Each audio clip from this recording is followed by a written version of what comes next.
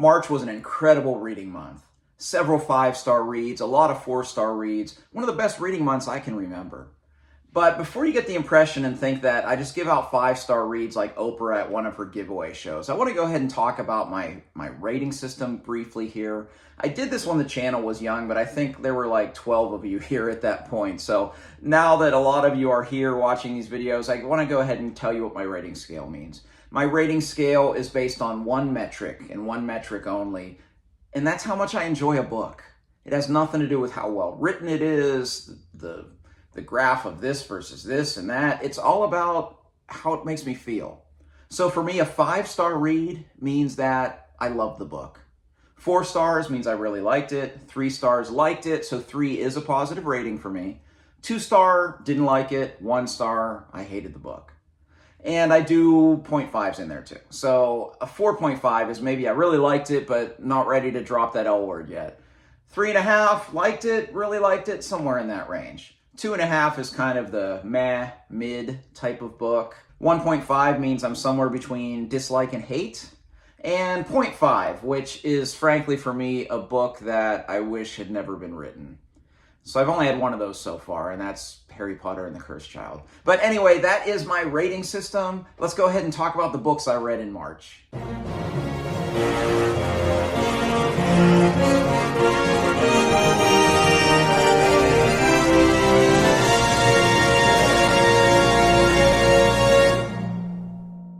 My monthly wrap-ups, I like to group these by genre and put the book of the month last, and it was fantastic. It beat out several other 5-star reads this month. But let's start with one work of literary fiction I read this month, and that is Emotionally Weird by Kate Atkinson. Now, Kate Atkinson is a favorite author of mine. If you saw my top 10 favorite authors video, she was on it. She's written perhaps my favorite book of all time, and is just a writer that I really enjoy reading. But not this one. This was not enjoyable in any stretch of the imagination. I didn't like the premise. I didn't like the execution. I found so many aspects of this book just kind of a writer's self-indulgent work, where it's about a writing group and everybody has to be more witty than one another. And I found it really tedious despite its length. It's about a woman in a writing group. She's reflecting back and she's telling the story, and her mother keeps interrupting her, interrupting the narrative in a different font. And she's also writing a book at the time. And I was hoping it would all come together, and it kind of did, but I still didn't like this book. So despite this being a great month, I did read Emotionally Weird this month, which I gave 2 out of 5.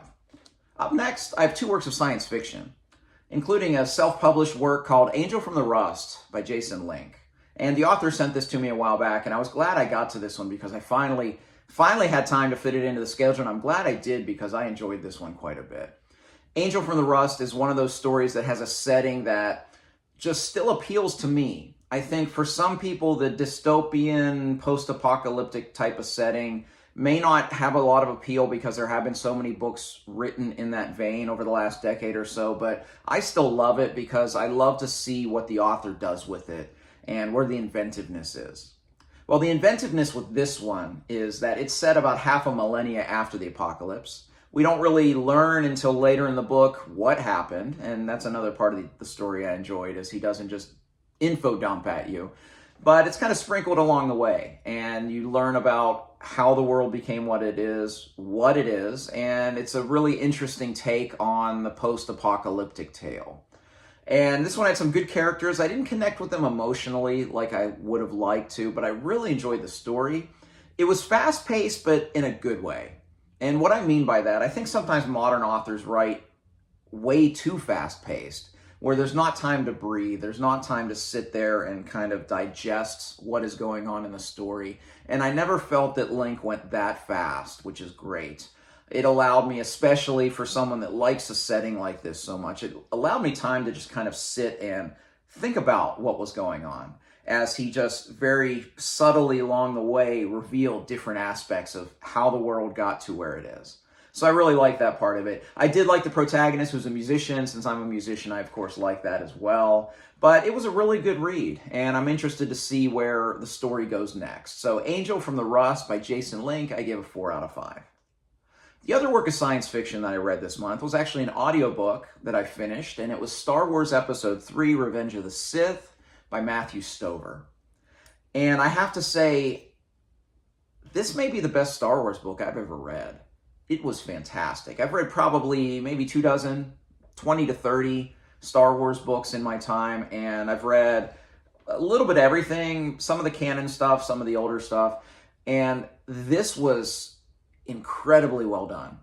The thing that I liked about all these prequel novels is that Lucasfilm gave the author leeway to add and delete scenes, to flesh out things, and you get so much more depth.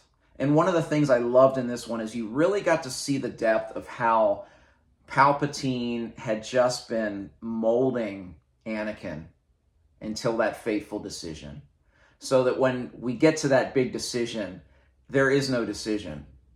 He's backed into this corner, and it's the only place that he can turn. It's so well done, and it's so well written. This book may have the best use of second-person tense I've read in a Star Wars novel. Yes, most of the time when I read second-person in a novel, frankly, it takes me out of the story, and I think, oh, the author's showing off. In this instance, it worked superbly. This was a fantastic take on what was a great story, whether you enjoyed Episode 3 or not as a movie. I enjoyed it, except for a couple scenes I wish they would have not included. I enjoyed it, but the book, I really wish Matthew Stover would have been the one to write the screenplay, because this was so much a better story than what we got in the movie. Star Wars Episode 3, Revenge of the Sith by Matthew Stover, 5 out of 5. All right, up next, I have two works of classic fantasy that I read. First one was Silverthorn by Raymond E. Feist. This is the second or third book of the Rift War saga, depending if you include Magician as a single volume entry or as its two entries, Magician Apprentice, Magician Master, as it was originally published in the States. Well, Silverthorn, I'll be honest, this is the way authors should write middle books of trilogies, because that's how I'm reading them this time around. I read this in the 80s, but I read Magician as a single volume a couple months ago. I don't remember if it was January, February. And this as the middle book of the trilogy, and then I'll read Darkness of Sethanon in May. Well, this is how I feel an author does the best job at creating that middle book that has no middle book syndrome. I see too many authors that all they do in that middle book is set up the last book. This doesn't do that. Actually, it does do that, but it makes the setup of the last book the B story, while it tells a totally different A story. The B story is this kind of rising darkness in the world. They don't know if this big bad that they're about to discover, this demon or whatever, is in the world yet or is about to arrive. But that's kind of the backseat to the story. While in the middle of this, we get a quest. I love quest fantasy. I also love fellowship and found family tropes, and that's the top three in this book. So, of course, I really enjoyed this book. But the A story is a quest as we follow Prince Arutha trying to find the Silverthorn that can save his betrothed. And it's a really great tale.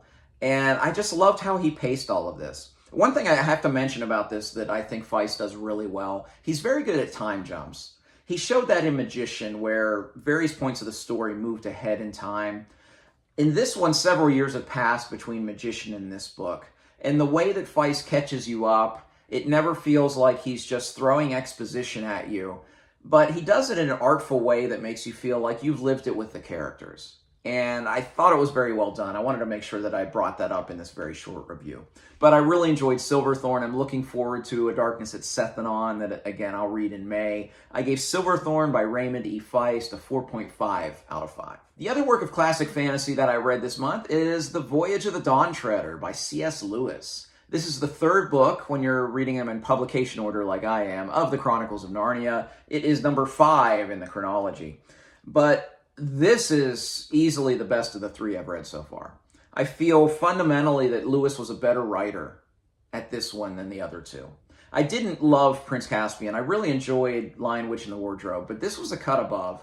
This one, we get the story of the two youngest siblings from The Lion, Witch, and the Wardrobe, Lucy and Edmund, thrown back into Narnia with their cousin Eustace, and they're reunited with Prince Caspian, who is now King Caspian, and they're aboard a ship called the Dawn Treader.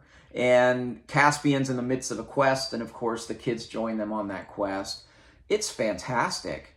The one aspect that I know that I thought hit a little better than Lion, Witch, and the Wardrobe is the arc of the character Eustace is very similar to Edmund's arc in the first book, but I thought it was handled so much better, a lot more subtlety, and just a lot more believability. I thought it was just very, very well done.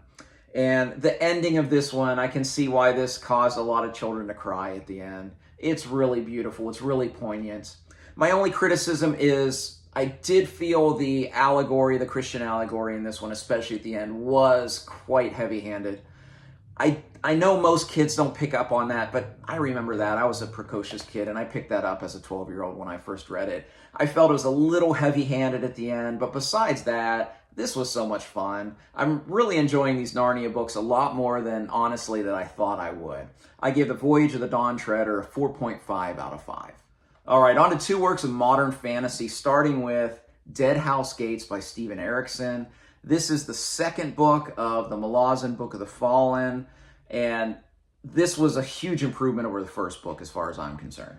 Now, I already posted a 20-minute vlog where I just documented my thoughts along the way with this book, so I'd encourage you to check that out if you want some details about this book. But I found the narrative a lot less confusing. And one thing that helped with me, I did take notes for the first quarter of this book, and that helped me keep characters straight. I also feel like I got into the rhythm of Erickson's writing. His self-proclaimed, I write short stories and put them into a novel type of approach. I finally understood that because he does allow the reader to infer a lot of details. And because of that, once I got into that rhythm, I read this a lot slower than I would normally do. I mean, it's a big book anyway, but I slowed down quite a bit. This took like 8 days, which is... Nothing takes me 8 days. I read Shogun in 6 days. It's like 1,300 pages. Anyway, I slowed down on this one, and it really helped my understanding.